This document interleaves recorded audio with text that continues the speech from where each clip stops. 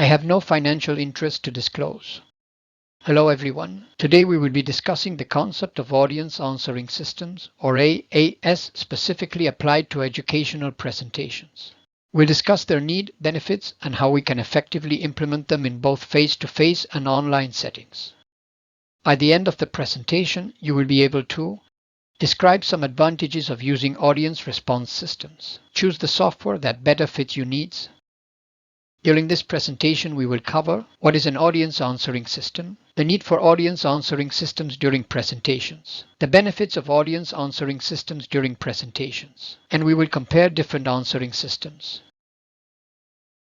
An audience answering system, or AAS in this context, is software that allows presenters to make questions, gather the answers, and also receive and answer questions from the audience's phone. It's a communication tool that can greatly enhance the learning experience during educational presentations.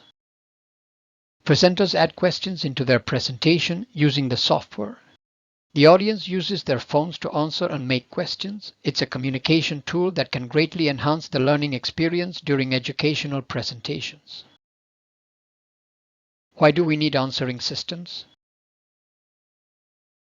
Lectures rank very low in retention rates as compared to other teaching interventions.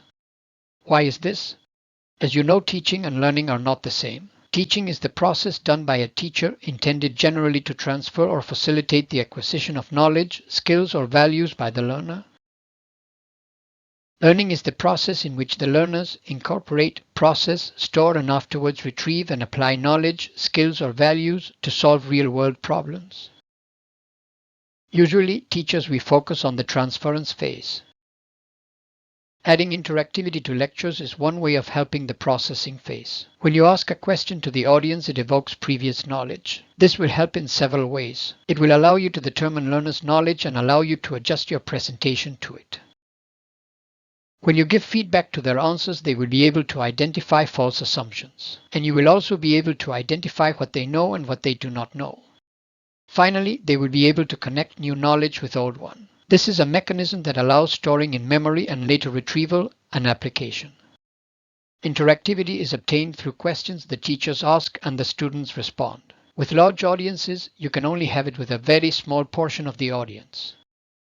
When working with your residents in small groups, interactivity can be maintained, but once you have asked an open question and one resident answers, you will never know if the rest had the answer in mind. Other reasons that can make interactivity difficult are shyness.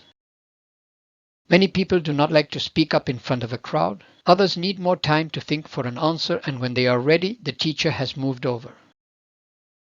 Finally, many people just don't have enough knowledge to answer. So, what benefits do audience answering systems bring to presentations? Enhancing student engagement. Interactive presentations keep students more attentive and engaged. Facilitating communication. Clear, structured communication enhances understanding. Ensuring inclusivity. OZ allows every student the opportunity to raise and answer questions. Time efficient. All learners can answer at the same time, which saves class time. So let's see now some software you can choose from.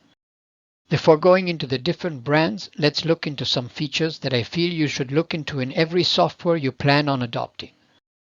There is no one-size-fits-all software. Depending on your needs, you will need to choose the one that fills most of them. I have tried more than a dozen different software. Currently, my preferred is Slido, so most of my examples will be from it. PowerPoint integration, at least for me, is a must. You can see under the red arrow Slido's icon. When you click on it, Slido's sidebar appears, and from there you can create all your activities, as you can see under the red arrow. You can create polls, quizzes, and surveys with most of the software. A poll is a type of survey or inquiry that seeks to understand the opinion of a population on a particular topic or set of topics, like in this example where the question is, which is your favorite fruit? A quiz is a series of questions that aims to test a person's knowledge or abilities in a particular subject or range of subjects, such as the one on screen. A word cloud is a visual representation of text data. It's a popular way to depict the most frequently occurring words in a set of text. The more frequently a word appears in the text, the larger and bolder it appears in the word cloud. We like using this feature when we ask participants in a workshop to send 3 words that they think define a good teacher. A survey is a method of data collection used to gather information from a sample of individuals. This information can relate to the individual's demographics, opinions, behaviors, or any other attributes. Surveys typically involve asking the individuals a series of questions. The format of these questions can vary. They might be closed-ended or open-ended. We usually use them as satisfaction surveys. Some software allows you to set up games. Here you can see an example from Socrative where learners have been divided into 3 groups and given the same quiz for answering as fast as possible. The more correct answers you get and the faster they are answered makes the bar of the team move to the right. In this case, the blue team is winning. Reporting is another important feature. This is an example of how many participants were engaged and divided into question and answer engagement and poll engagement. Finally, regarding live questions and answers, participants can ask questions anonymously and not anonymously. See the answers they get. See the questions from other participants and the answers they get. Vote on the questions others make to give them their answer priority. The host can see the questions from participants, answer the questions, moderate the questions submitted by the participants before they appear live for everyone to see. As I said at the beginning, much software can be used for implementing interactivity during lectures. You may want to take a photo of this slide to keep the link and the QR code. Any of them that will take you to a document where I've collected several resources that will help you get to know better available software and make your choices according to your needs. At the end of the document, you will find 3 resources to help you go into more detail. The first one is an article from Vanderbilt University that analyzes the characteristics and uses of classrooms response systems that includes what is a CRS, teaching with a CRS, types of questions, types of activities, why use a CRS, challenges in using a CRS, CRS at Vanderbilt, news articles on CRSs. You will also find a website that compares 82 audience response systems with the different features that they bring and that you can sort based on user ranking. Slido stands out in first place. And finally, a 10-minute video covering different aspects of using clickers. This video will give you other aspects I maybe did not include in this presentation.